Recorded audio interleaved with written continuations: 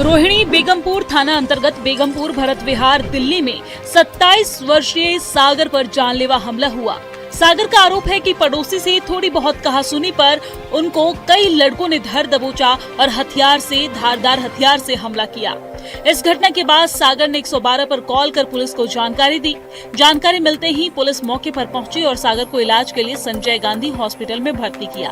हालांकि सागर का आरोप है कि कुछ लड़कों ने संजय गांधी हॉस्पिटल में भी पुलिस वालों के सामने फिर से मुझे पीटा है और पुलिस खड़ी खड़ी तमाशा देख रही थी। वहीं परिजनों का भी आरोप है कि पुलिस आरोपियों पर कार्रवाई नहीं कर रही है और न ही थाना बेगमपुर में हमारी सुनवाई हो रही है।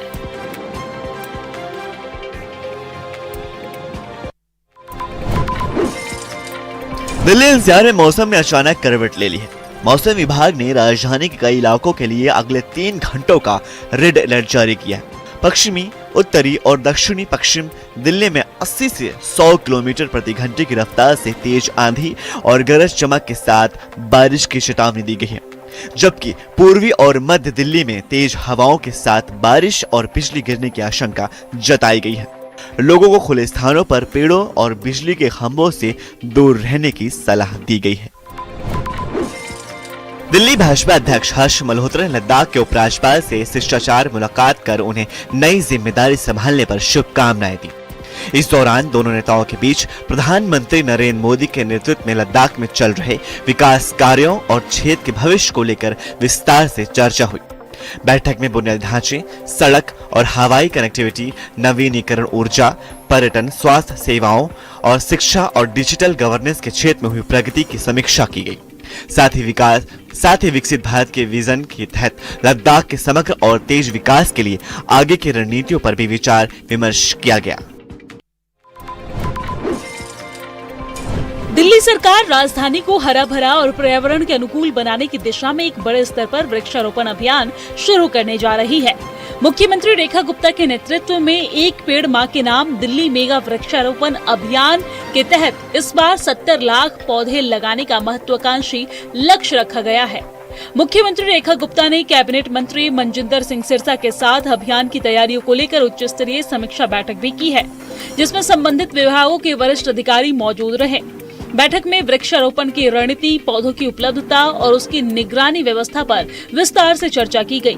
सरकार ने इसके लिए ई फॉरेस्ट ग्रीन ड्राइव पोर्टल भी लॉन्च किया है, जहां लोग रजिस्ट्रेशन कर सकते हैं और इस व्यवस्था के तहत दिल्ली सरकार द्वारा स्थापित किए जा रहे ट्री बैंक और वृक्ष रथों के माध्यम से नागरिकों तक मुफ्त पौधे पहुंचाए जाएंगे। पौधा लगाने के बाद उनकी जियो टैग फोटो पोर्टल पर अपलोड करनी होगी, जिसके बाद प्रतिभागियों को पर्यावरण रक्षक और ई प्रमाण पत्र भी दिया जाएगा। दिल्ली में पानी की गुणवत्ता पर अब तकनीक की निगरानी होगी। गुलमोहर पार्क में लगाए गए ऑनलाइन वाटर एनालाइजर के जरिए पानी के पीएच, टीडीएस और क्लोरीन स्तर पर रियल टाइम नजर रखी जाएगी। दावा है कि इससे पानी में किसी भी तरह के प्रदूषण का तुरंत पता लगाया जा सकेगा। ऑनलाइन वाटर एनालाइजर पर बीजेपी विधायक सतीश उपाध्याय ने कहा, ये परियोजना पीपीपी मॉडल के तहत स्थापित की गई है। बताया गया कि करीब 10 दिन पहले गुलमोहर पार्क क्षेत्र में पानी के दूषित होने की शिकायतें सामने आई थी, जिनका समाधान दिल्ली जल बोर्ड द्वारा किया गया। चूँकि पानी की पाइपें भूमिगत होती हैं, सभी पाइपलाइन अंडरग्राउंड होती हैं और इसलिए इस तरह के वाटर एनालाइजर की मदद से पानी के पीएच, टीडीएस और क्लोरीन स्तर की लगातार निगरानी की जा सकेगी। ये तकनीकी पानी में किसी भी तरह के प्रदूषण या गड़बड़ी का तुरंत पता लगाने और उसके स्रोत की पहचान करने में मदद करेगी। यदि ये पायलट प्रोजेक्ट सफल रहा तो दिल्ली जल बोर्ड इसे पूरे दिल्ली शहर में लागू करने पर विचार करेगा। हापुड़ के सिंभावली क्षेत्र में पुलिस और anti narcotics task force Meerut की संयुक्त टीम ने अंतर्राज्यीय मादक पदार्थ तस्करी के बड़े नेटवर्क का खुलासा किया है। गंगा एक्सप्रेसवे हाईवे कट खुड़लिया से 3 तस्करों को गिरफ्तार कर उसके कब्जे से करीब 112 किलोग्राम अवैध गांजा और तस्करी में इस्तेमाल की जा रही क्रेटा कार भी बरामद की है। बरामद गांजे की अंतर्राज्यीय बाजार में अनुमानित कीमत करीब 12 लाख रुपए बताई जा रही है। पुलिस के अनुसार अपराध नियंत्रण और मादक पदार्थ तस्करों के खिलाफ विशेष अभियान भी चलाया जा रहा था और इसी दौरान संयुक्त टीम को संदिग्ध गतिविधियों की सूचना मिली, जिसके आधार पर गंगा एक्सप्रेसवे कट क्षेत्र में घेराबंदी कर कार्रवाई की गई और तीनों आरोपियों को दबोच लिया गया। फिलहाल पुलिस ने सभी आरोपियों को जेल भेज दिया है और मामले की जांच आगे भी जारी है। उत्तर प्रदेश के मेरठ जिला के खरखौदा क्षेत्र में थाना परिसर की भूमि पर कथित रूप से अवैध निर्माण के जरिए बनाई गई एक मस्जिद को लेकर विवाद खड़ा हो गया। राजस्व विभाग की पैमाइश रिपोर्ट के आधार पर पुलिस ने मस्जिद के इमाम को 7 दिन में संबंधित दस्तावेज प्रस्तुत करने और कथित अवैध निर्माण हटाने का नोटिस भी जारी किया है। पुलिस अधिकारियों के अनुसार खरखौदा थाना परिसर में स्थित और स्थानीय स्तर पर थाने वाली मस्जिद के नाम से प्रसिद्ध जामा मस्जिद की भूमि की पैमाइश के दौरान पता चला कि मस्जिद का निर्माण थाने की भूमि पर किया गया है। इसके बाद पुलिस ने मस्जिद के इमाम अब्दुल गफ्फार से स्वामित्व संबंधित दस्तावेज मांगे, लेकिन पुलिस का दावा है कि रविवार शाम तक कोई वैध अभिलेख प्रस्तुत नहीं किए जा सके। पुलिस के मुताबिक मेरठ बुलंदशहर मार्ग पर स्थित खरखौदा थाना आजादी से पहले का है और राजस्व अभिलेखों में खसरा संख्या 1217 की 6450 वर्ग मीटर भूमि लंबे समय से थाना परिसर के नाम दर्ज है। अधिकारियों का कहना है कि इस भूमि पर बाद में मस्जिद का निर्माण किया गया। मेरठ पुलिस ने लिसाड़ी गेट थाना क्षेत्र से मोबाइल चोरों का गैंग पकड़ा है। 2 लोगों के इस गैंग में पुलिस ने आरोपी वसीम उसके साथी अनस उर्फ अंचू को अरेस्ट किया है। ये दोनों ही आरोपी मेरठ से मोबाइल चुराकर अपने आसपास के जिलों में जाकर कम कीमतों पर बेचते थे। पुलिस ने आरोपियों की निशानदेही पर चोरी किए 30 मोबाइल फोन भी बरामद किए हैं।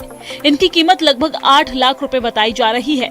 एसपी सिटी विनायक गोपाल भोसले ने बताया है कि शहर के मुख्य चौराहों से लेकर अन्य जगहों पर सघन चेकिंग अभियान चलाया जा रहा है। इसके जरिए पुलिस ने मोबाइल चोरी करने के गैंग को पकड़ा है। इसमें वसीम और अनस उर्फ अंचू 2 आरोपियों को अरेस्ट किया गया है। इनके पास से पुलिस को मौके पर 4 मोबाइल फोन मिले हैं। बाद में पूछताछ करने पर इनकी निशानदेही पर पुलिस ने कुल 30 मोबाइल जो चोरी के हैं वो जब्त किए हैं। ये मोबाइल इन दोनों ने हापुड़ बस अड्डे से लेकर रेलवे स्टेशन व अन्य जगहों से चुराए हैं। आरोपियों को अरेस्ट कर जेल भेज दिया गया है। ये दोनों ही मिलकर मोबाइल चोरी की वारदातों को लगातार अंजाम दे रहे थे। हरियाणा के पानीपत जिले से रेलबाजों के पागलपन और भारी लापरवाही का एक बेहद चौंकाने वाला वीडियो सामने आ रहा है। सोशल मीडिया पर सस्ते व्यूज और लाइक बटोरने की होड़ में कुछ युवकों ने न केवल खुद की बल्कि हाईवे पर चल रहे सैकड़ों वाहन चालकों की जान भी जोखिम में डाल दी। रील बनाने के चक्कर में युवकों ने ओवरब्रिज की रेलिंग के पास खड़े होकर नीचे मुख्य सड़क पर 10-10 रुपए के नोटों की खुलेआम बरसात शुरू कर दी। रेलबाजों द्वारा ऊपर पुल से जैसे ही नोट नीचे फेंके गए, जीटी रोड पर नीचे चल रहे ट्रैफिक के बीच भारी अफरा तफरी मच गई। रास्ते से गुजर रहे राहगीर, बाइक सवार और ऑटो चालक अपनी गाड़ियों बीच सड़क पर ही खड़ी कर नोट लूटने के लिए दौड़ पड़े। भारी और तेज रफ्तार ट्रैफिक के बीच लोग जान जोखिम में डालकर 10-10 के नोट बटोरते हुए दिखाई दे रहे हैं। इस दौरान सड़क पर चल रही गाड़ियां अचानक ब्रेक लगाने को मजबूर हुई। गनीमत ये रही कि इस आपाधापी के दौरान कोई बड़ा सड़क हादसा नहीं हुआ, अन्यथा भारी संख्या में लोग हताहत हो सकते थे। हरियाणा के रोहतक में पुलिस ने बड़ी कार्रवाई करते हुए 5 लोगों की हत्या की साजिश को समय रहते नाकाम कर दिया है। पुलिस ने लाडोद रोड क्षेत्र से 3 युवकों को गिरफ्तार किया है, जिनके कब्जे से 7 अवैध पिस्टल, 13 मैगजीन और 80 जिंदा कारतूस बरामद किए गए हैं। प्रारंभिक जांच में सामने आया है कि आरोपी अपने एक परिजन की हत्या का बदला लेने के लिए 5 लोगों की हत्या की योजना बना रहे थे। गिरफ्तार आरोपियों की पहचान आकाश, साहिल और वंश के रूप में हुई है। इनमें से एक आरोपी सोनीपत जिले का निवासी है, जबकि 2 आरोपी रोहतक के रहने वाले हैं। पुलिस के अनुसार लगभग 3 वर्ष पहले आरोपी आकाश के भाई अरुण की हत्या हुई थी। उसी हत्या का बदला लेने की नियत से तीनों आरोपी लंबे समय से योजना बना रहे थे और अपने विरोधियों को निशाना बनाने की फिराक में थे। सूचना मिलने के बाद पुलिस ने लाडोद रोड पर घेराबंदी की और तीनों आरोपियों को गिरफ्तार कर लिया। गाजियाबाद के लोनी में तस्लीम उर्फ चीनी हत्याकांड में पुलिस ने 2 आरोपियों को गिरफ्तार कर मामले का खुलासा किया है। जांच में सामने आया है कि वारदात के पीछे 1.5 साल पुरानी दुश्मनी थी। आरोपियों ने अपने भाई की हत्या का बदला लेने के लिए तस्लीम को मौत के घाट उतार दिया। पुलिस ने दोनों आरोपियों के कब्जे से हत्या में इस्तेमाल चाकू और खून से सने कपड़े बरामद किए हैं। 11 जून को तस्लीम की मौत के बाद उसके पिता की तहरीर पर पुलिस ने हत्या का मुकदमा दर्ज किया था। जांच के दौरान सीसीटीवी फुटेज, सर्विलियंस और अन्य तकनीकी साक्ष्यों के आधार पर पुलिस साबिर और आमीन तक पहुंची। पूछताछ के बाद दोनों को गिरफ्तार कर जेल भेज दिया गया। आरोपियों का कहना है कि तस्लीम सोशल मीडिया पर वीडियो पोस्ट कर उन्हें धमकाता था और मुकदमे के गवाहों पर दबाव बनाने की कोशिश करता था। इसी को लेकर उसके खिलाफ बदला लेने की योजना बनाई गई।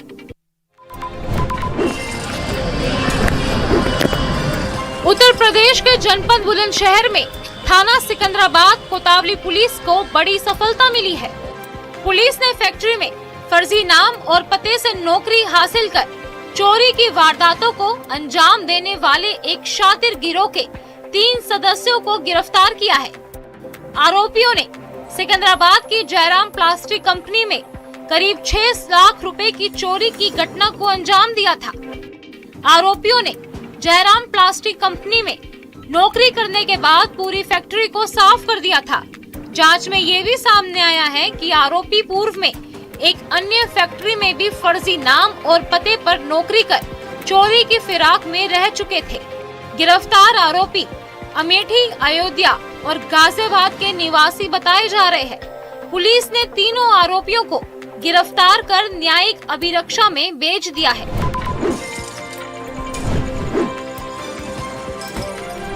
तकनीक पर जरूरत से ज्यादा भरोसा एक परिवार के लिए मुसीबत बन गया।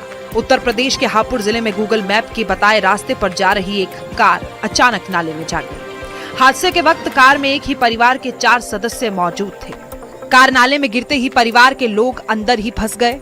आसपास मौजूद लोगों ने उन्हें निकालने की कोशिश की, लेकिन हालात आसान नहीं थे।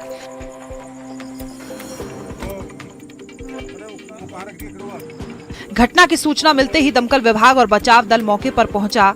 राहत और बचाव अभियान शुरू किया गया। पुलिस और अग्निशमन विभाग ने 2 घंटे की मशक्कत के बाद परिवार को सुरक्षित बाहर निकाला, जिसमें किसी को गंभीर चोट नहीं आई है। इस घटना ने एक बार फिर ये सवाल खड़ा कर दिया है कि अनजान रास्तों पर केवल डिजिटल मैप के भरोसे सफर करना कितना असुरक्षित हो सकता है।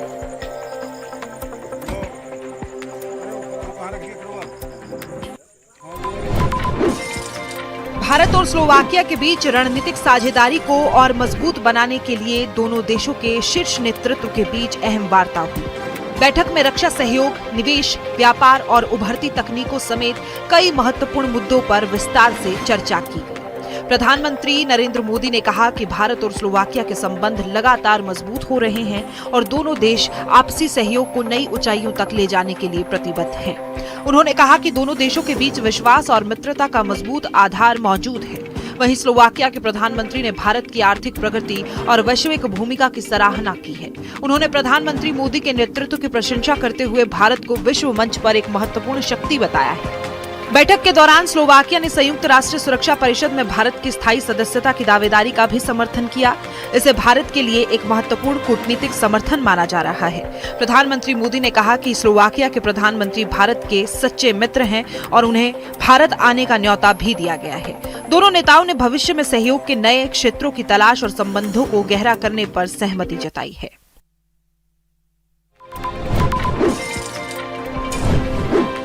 क्रिकेट का रोमांच उस वक्त हिंसा में बदल गया जब टूर्नामेंट के दौरान 2 पक्षों के बीच शुरू हुई कहासुनी देखते ही देखते खूनी बवाल में तब्दील हो गई। मामला थाना कादरीगेट क्षेत्र के लीचीगंज विद्यालय परिसर का है, जहां आयोजित क्रिकेट टूर्नामेंट में मोहल्ला कचियाना और मोहल्ला लकुआ के युवकों के बीच विवाद हो गया।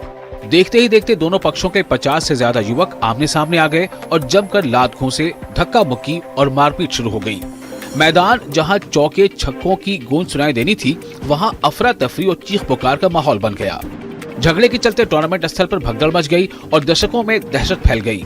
घटना के वीडियो अब सोशल मीडिया पर तेजी से वायरल हो रहे हैं। फिलहाल पूरे मामले को लेकर स्थानीय स्तर पर चर्चा तेज है और क्रिकेट का ये मुकाबला बवाल की वजह बन गया। राजस्थान के श्रीगंगानगर में बकरा चोरी के शक में एक व्यक्ति की पिटाई का वीडियो सोशल मीडिया पर तेजी से वायरल हो रहा है। वायरल वीडियो में कुछ लोग एक शख्स को घेर कर उससे पूछताछ करते और उसकी पिटाई करते नजर आ रहे हैं। जानकारी के मुताबिक भगवा वस्त्र पहने एक व्यक्ति कथित तौर पर शराब के नशे में गांव में भीख मांगने पहुंचा था। आरोप है कि उसने एक घर में भोजन किया और बाद में उसी घर का बकरा लेकर चला गया। जब गाँव वालों को इसकी भनक लगी तो दूसरे गाँव में उसे पकड़ दिया गया। चश्मदीदों के मुताबिक गुस्साए लोगों ने उसकी जमकर धुनाई कर दी। इस दौरान उस शख्स के गलती होने की बात कहता रहा वो और माफी मांगता दिखाई दिया। इतना ही नहीं, लोगों ने उसे मुर्गा बनाकर उसके गले में बकरे की रस्सी भी बांध दी। घटना का वीडियो अब सोशल मीडिया पर वायरल है। हालांकि पूरे मामले में पुलिस की ओर से अभी तक कोई आधिकारिक बयान सामने नहीं आया है।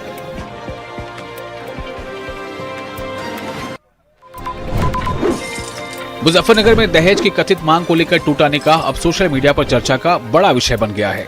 चरथवाल क्षेत्र में निकाह से ठीक पहले 1.5 लाख रुपए को लेकर ऐसा विवाद हुआ कि दुल्हन ने शादी से साफ इनकार कर दिया और बारात बिना निकाह के वापस लौट गई। मामले में नया मोड़ तब आया जब दूल्हे का बयान सामने आया। दूल्हा साकिब ने मंजूर किया और माना कि 1.5 लाख रुपए को लेकर विवाद हुआ था और उसने इस रकम की मांग की थी। इसके बाद दोनों पक्षों के बीच तनाव बढ़ गया और निकाह नहीं हो सका। बताया जा रहा है कि शादी की सभी तैयारियां पूरी थी, मेहमान मौजूद थे और बारात भी पहुंच चुकी थी। तनाजे के बाद करीब 2 घंटे तक पंचायत और समझौते की कोशिशें चली, लेकिन दुल्हन अपने फैसले पर कायम रही। दुल्हन ने साफ कहा है कि वो ऐसे घर में नहीं जाएगी जहां रिश्ते की शुरुआत पैसों की मांग से हो। अब इस पूरे घटनाक्रम का वीडियो सोशल मीडिया पर वायरल है और लोग दुल्हन के फैसले को आत्मसम्मान की मिसाल बताकर उसकी सराहना कर रहे हैं। मरवाही में विचरण कर रहे 4 हाथियों के दल को लेकर एक और चौंकाने वाला वीडियो सामने आया है। सोशल मीडिया पर वायरल हो रहे इस वीडियो में कुछ युवक हाथियों को पत्थर मारकर भगाने की कोशिश करते दिखाई दे रहे हैं, जबकि कुछ लोग पेड़ों पर चढ़कर उन्हें उकसाते नजर आ रहे हैं। वीडियो में साफ देखा जा सकता है कि युवकों की हरकतों से हाथी उग्र हो जाते हैं और उनकी ओर बढ़ने की कोशिश करते हैं। ऐसे में किसी भी वक्त बड़ा हादसा हो सकता था। बताया जा रहा है कि हाथियों का ये दल पिछले करीब 15 दिनों से मरवाही के अलग अलग जंगलों और आसपास के इलाकों में घूम रहा है। हाल ही में हाथियों के रिहायशी क्षेत्र में पहुंचने और हॉस्टल की दीवार तोड़ने के वीडियो भी सामने आए थे। अब हाथियों को उकसाने का वीडियो वायरल होने के बाद वन विभाग हरकत में आ गया है। विभाग वीडियो के आधार पर संबंधित लोगों की पहचान करने में जुटा है और उनके खिलाफ कार्रवाई की तैयारी की जा रही है। मुजफ्फरपुर में इंसानियत को शर्मसार कर देने वाली तस्वीर सामने आई है। यहाँ बीच सड़क पर आम से लदा एक पिकअप वाहन पलट गया। हादसे में कारोबारी दंपत्ति गंभीर रूप से घायल होकर सड़क पर तड़पते रहे, लेकिन मदद करने के बजाय लोग आम लूटने में जुट गए। घटना गायघाट थाना क्षेत्र के हनुमान नगर चौक स्थित NH 27 की बताई जा रही है। जानकारी के मुताबिक मधुबनी निवासी आम कारोबारी अजय पासवान अपनी पत्नी संतरा देवी के साथ बंगाल से आम लेकर मुजफ्फरपुर आ रहे थे। इसी दौरान पिकअप अनियंत्रित होकर पलट गया। हादसे के बाद सड़क पर आम बिखर गए और मौके पर मौजूद लोगों की भीड़ उन्हें समेटने में लग गई। वीडियो में देखा जा सकता है कि घायल दंपत्ति मदद का इंतजार करते रहे, जबकि लोग आम बटोर कर मौके से निकलते रहे। घटना का वीडियो सोशल मीडिया पर वायरल होने के बाद लोगों में नाराजगी है। सूचना पर पहुंची पुलिस ने दोनों घायलों को अस्पताल पहुंचाया, जहां इलाज के दौरान अजय पासवान की मौत हो गई, जबकि उनकी पत्नी की हालत गंभीर बनी हुई है। पुलिस मामले की जांच में जुटी हुई है। नवादा के रजौली अनुमंडल कार्यालय से जुड़ा एक कथित रिश्वतखोरी का वीडियो इन दिनों सोशल मीडिया पर तेजी से वायरल हो रहा है। वीडियो को लेकर दावा किया जा रहा है कि LRDC कार्यालय में कार्यरत एक स्टेनो दाखिल खारिज यानी कि म्यूटेशन से जुड़े काम के एवज में पैसे लेते दिखाई दे रहा है। हालांकि वायरल वीडियो की स्वतंत्र पुष्टि नहीं हुई, लेकिन वीडियो सामने आने के बाद इलाके में चर्चाओं का दौर तेज हो गया। सोशल मीडिया पर लोग सरकारी कार्यालयों की कार्यप्रणाली और कथित भ्रष्टाचार को लेकर सवाल उठा रहे हैं। स्थानीय लोगों का कहना है कि अगर वीडियो में लगाए जा रहे आरोप सही पाए जाते हैं तो ये गंभीर मामला है और इसकी निष्पक्ष जांच होनी चाहिए।